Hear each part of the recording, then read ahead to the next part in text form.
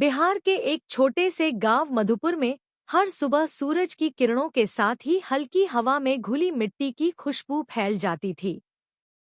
वहीं उसी गांव में रहती थी चंपा, एक भोली भाली, सीधी सादी, मगर बेहद सुंदर और स्नेही लड़की। उसकी मुस्कान इतनी मासूम थी कि लगता था जैसे सुबह की पहली किरण हो।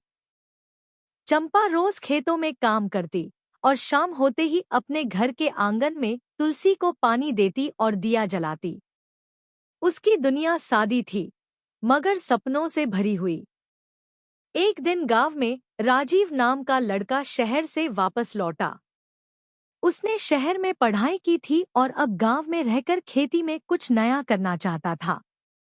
राजीव जब पहली बार चंपा को देखा तो बस देखता ही रह गया।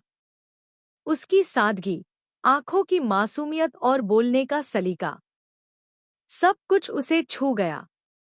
धीरे धीरे राजीव बहाने से खेतों के पास आने लगा, जहां चंपा काम करती थी।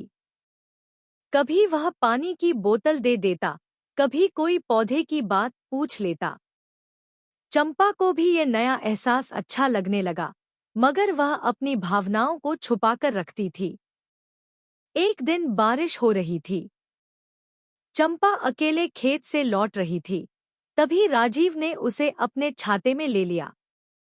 दोनों के कदम एक साथ चलने लगे और बिना कुछ कहे ही दोनों के बीच बहुत कुछ कहा जा चुका था। उस शाम चंपा ने पहली बार दिल से मुस्कुराया। राजीव ने धीरे से पूछा, चंपा, तुमसे कुछ कहूं? चंपा ने नजरें झुका ली। राजीव बोला, मैं तुम्हारे साथ अपनी जिंदगी बिताना चाहता हूं। क्या तुम? चंपा की आंखों में हल्की सी चमक आई और वो बस मुस्कुरा दी। यही उसकी हाँ थी। कुछ ही महीनों में दोनों की सगाई हो गई और फिर शादी भी। गांव की गलियों में आज भी चंपा और राजीव की प्रेम कहानी मिसाल बनी हुई है, एक सच्चे, सादे और गहरे प्यार की।